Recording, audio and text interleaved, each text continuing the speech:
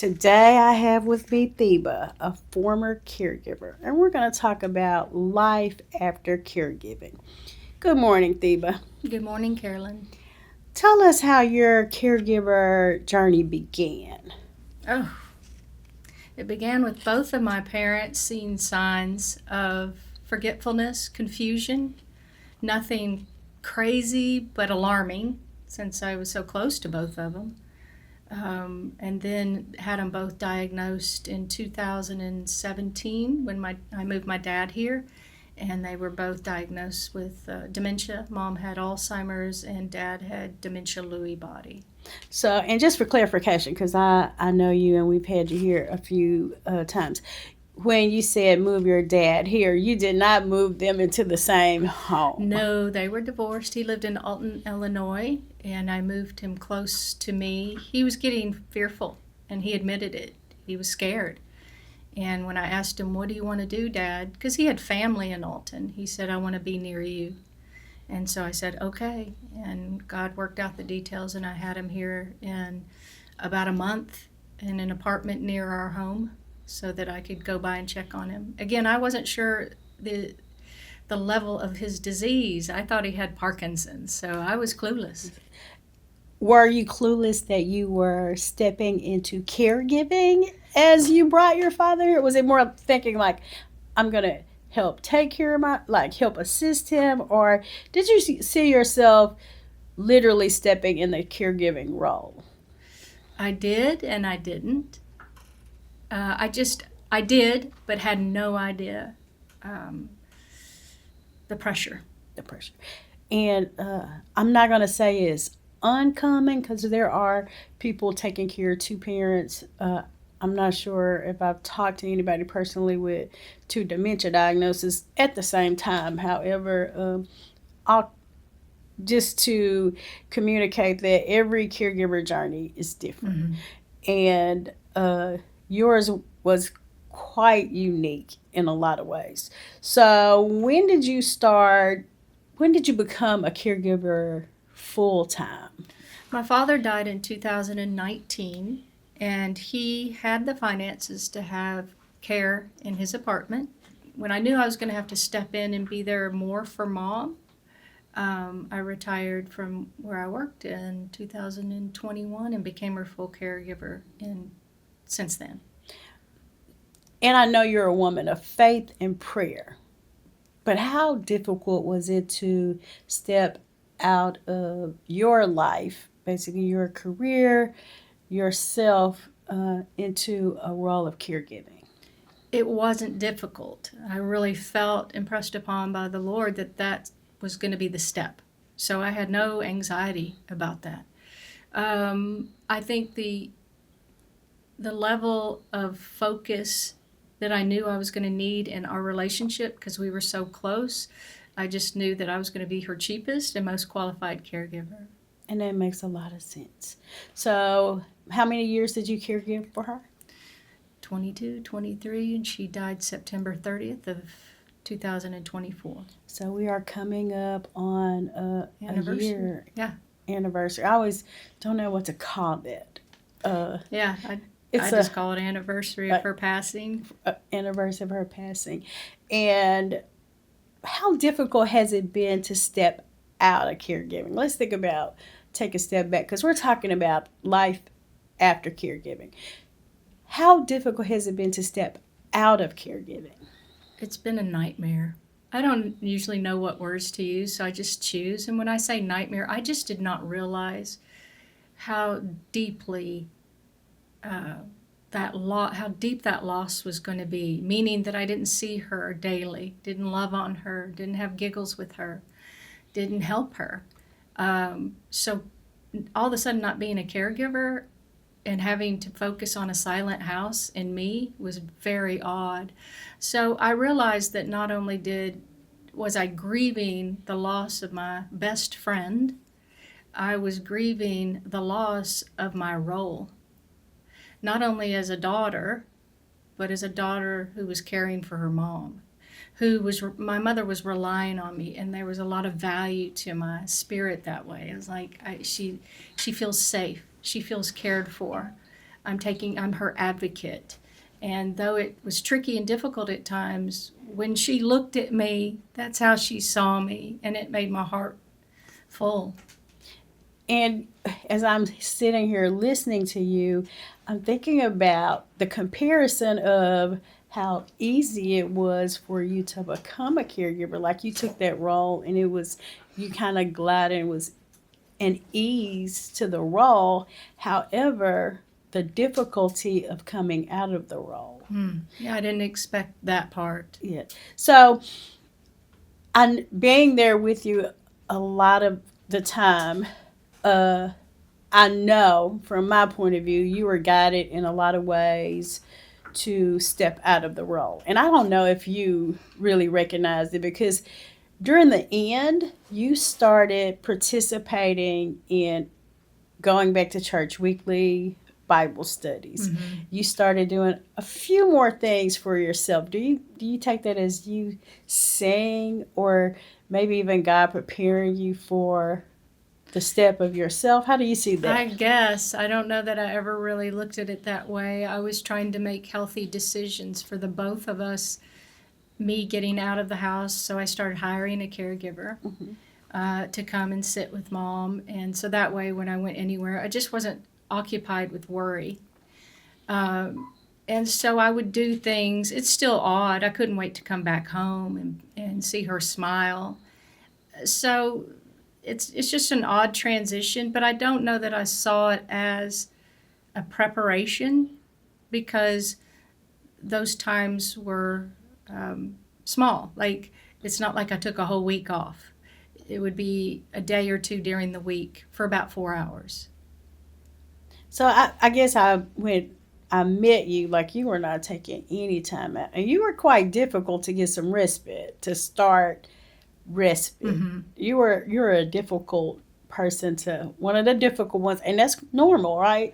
Right, because you feel strong. You're relying on the Lord. You physically and emotionally feel like you can handle it, but until you can't.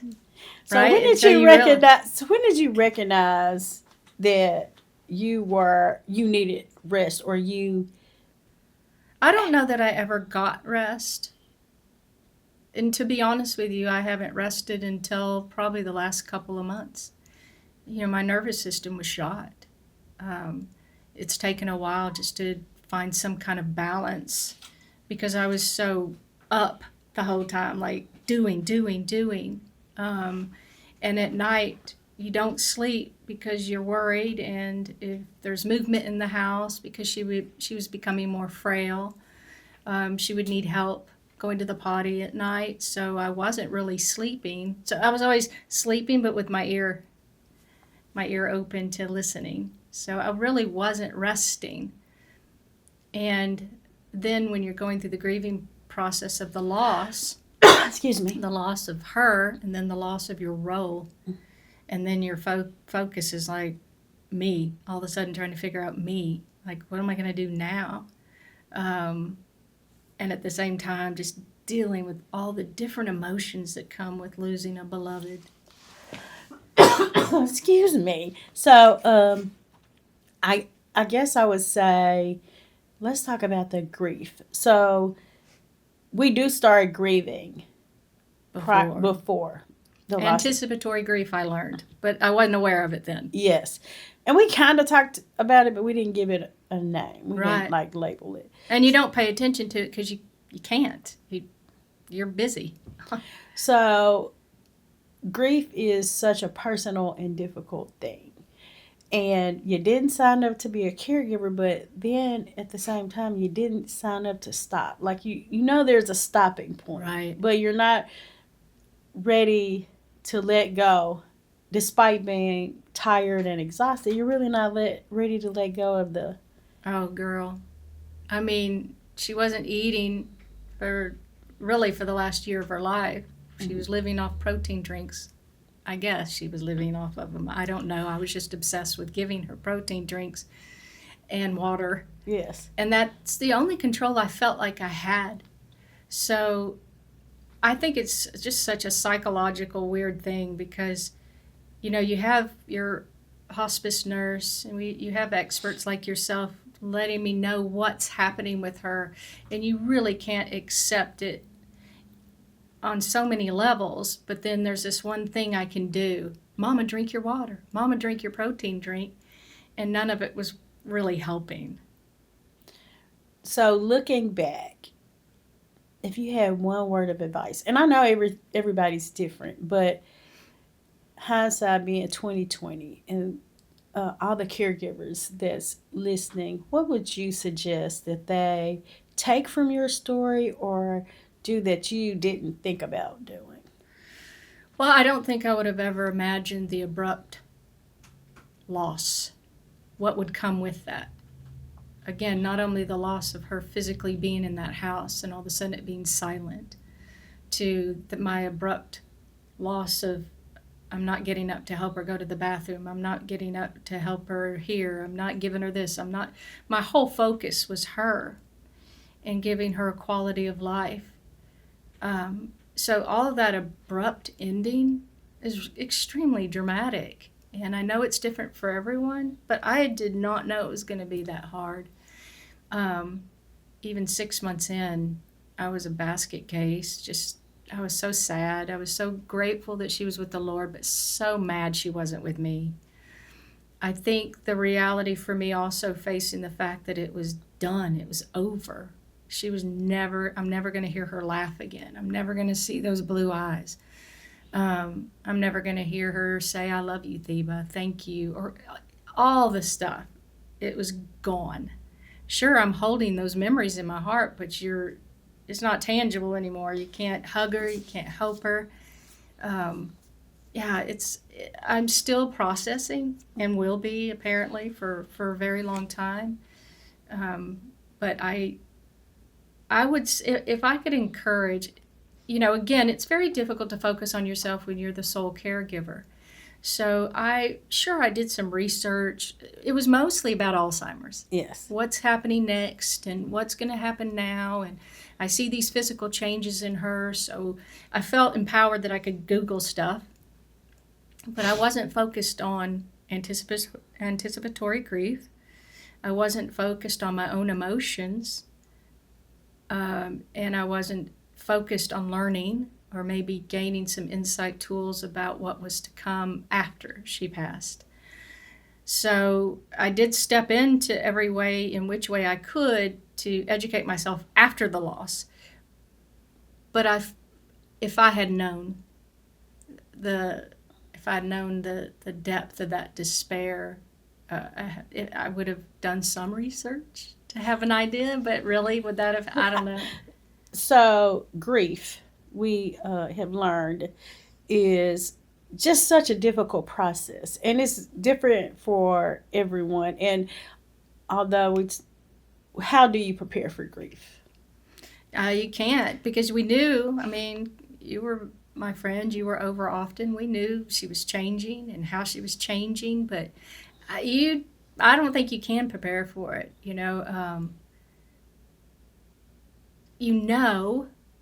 that it's going to end at some point, but there's no way you can wrap your mind around that reality, the effect it's going to have on you.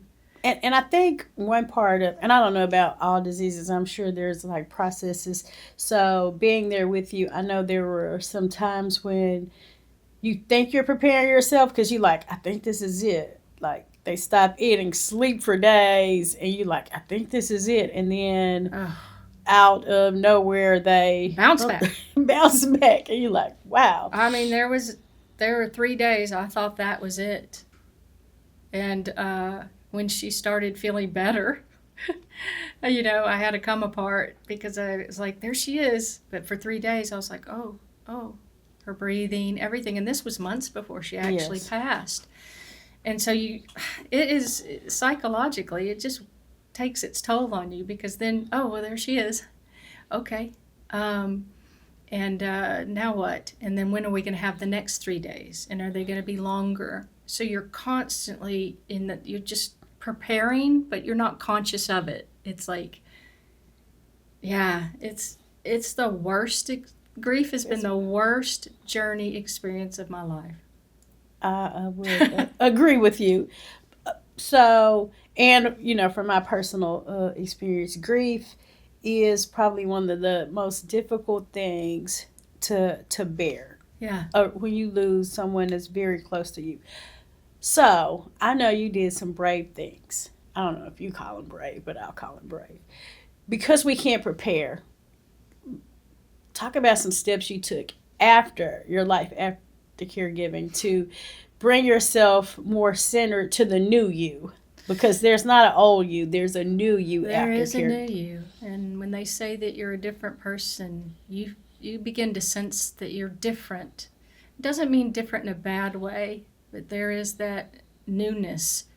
Um, what I did is, even though I was still, I mean, right after she passed, you're in this weird phase where you seem like you can handle everything and anything.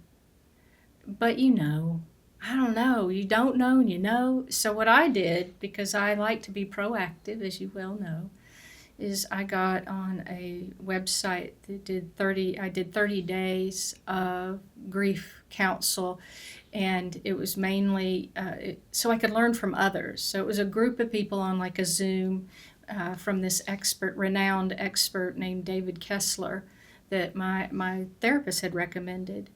And hearing him respond to other people who were dealing with grief, and then hearing about their experience was I know without a doubt helpful. I got his book, I read the book, and what always helps me is to understand, first of all, that I'm not losing my mind, because you do. You feel like you're losing it, like you are never going to come out of this hole. So hearing that people do, so again, language, tools, responses were helpful. So I did a 30-day grief, and then of course I had my friends who had gone through it with their moms, really good friends who could help love on me, and I could at least connect with them and not feel like I was completely an alien, because you do feel awfully alone. Um, and I think the hardest part for me was actually leaving the house, coming back, and she wasn't there. And the new you. What Mm. does the new Theba looks like these days? Well, it's every day a prayer of God revealing that to me. It's hard to think of a fresh new start and focus when you're in such grief, because it's so, like, there are days I didn't want to get out of bed. Um, so it's hard to look at it that way, because it just doesn't seem possible. It's like any depression, bouts of depression that someone has. You think you're in it and you're never going to get out. And it's very scary. So I spent a lot of time just telling God I was weary and I was afraid. I knew He was with me. I knew that He was going to walk with me through this. But man, when you're in it, you even feel isolated from Him. So it's very difficult to all of a sudden. So it frees up my gray matter, my brain, to think of other things except for her, because it's real easy that's your sole focus. So all of a sudden you're like, ah, who am I? I remember my mom was after the divorce, years after the divorce, and Mike and I were grown, and she was brushing her hair, and she put the brush down, she goes, I don't even know who I am. And I'll never forget that. She didn't elaborate, because she wasn't someone that expresses a lot of emotion, but that's kind of, I get it now. I'm like, who am I? I know that God is going to reveal the next story of my life, the assignments of my life, and I sense that.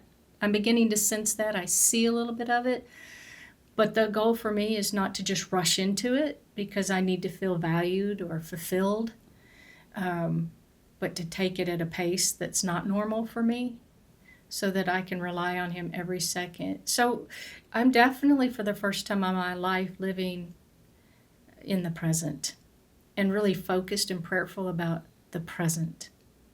Because when you are a caregiver, though you're in the present moments, bathing them, taking care of them, you are always thinking about what's coming. So you jump ahead a lot in your thoughts of assumptions and worries and what's going to happen if this happens, and so you're not so much in the present as you would like to be. So now I'm here. I am my cat. Well, my cat's pretty self-sufficient. Yes. So now my focus is on me. Okay, that's strange and different, but with his guidance, I can begin to see what he's planning. So I'm coming kind of out of that valley of despair. And I know there'll be moments. I mean, there are moments in the house when I'm like, oh, mama, because I realize she's not there. But yeah, it's different for everyone I know, but there's some similarities to the actual grieving process that are important that people know. You're not alone in your thinking. And I think that's important. So, two things I think we have gleaned from your experience today is uh, when the journey is done as a caregiver does not mean that it is a ease out of caregiving. Right. Like there's not like it's done and now I can move forward. There's a space to that grieving is going to happen. That's different and difficult, and that you are no longer that important role that you have put your all into Yeah. for some people years, months. And you start to identify yourself as a caregiver. And when that is over, finding your new space and place in your own life.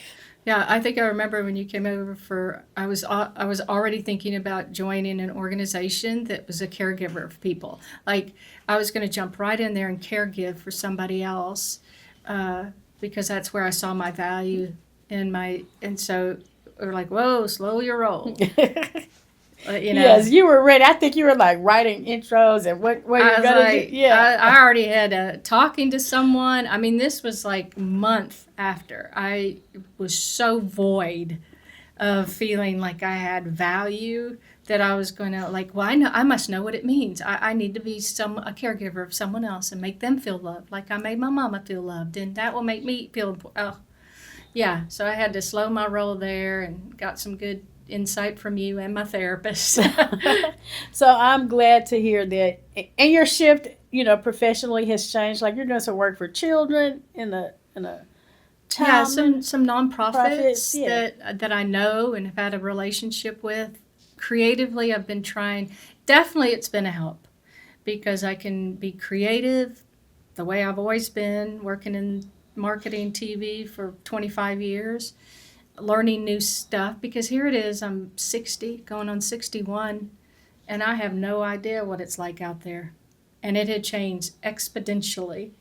The whole marketing framework and foundation, and so I decided to just dig in and start learning what's going on with AI and the creative element. You inspire me so much when you show me all your well, and I had skills. to do it for somebody. Yeah, so I picked a few nonprofits to do it for. You don't know how inspiring that is. Just to other people, me, I'll talk about me, to see you go after your creativity. I'm like, yeah, I don't know how old you are, but you just told me 60 years old, not to be afraid of AI, new creative ventures, new marketing. It's amazing. So I want you to know you're an amazing lady, person, woman, and I hate to call people former caregivers because you always have that spirit, but just being who you are and moving out of that role as a caregiver into the role of Theba. Right. I know my identity is in Christ. I'm his child. But what am I to do next here on earth? So I'm not married and I don't have children. So it's like, I'm not going to take on about 10 cats. I have one cat. So being able to extend my creativity and my love and my passion for helping others and waiting for God to show me what that looks like has been a real mystery, a real journey. But I have faith in him because he has shown his faith in me all my life. I want to thank you for sharing your after your caregiving journey story. We'll stay in touch and keep up the good work, Diva. Thank you, Carolyn. You're welcome.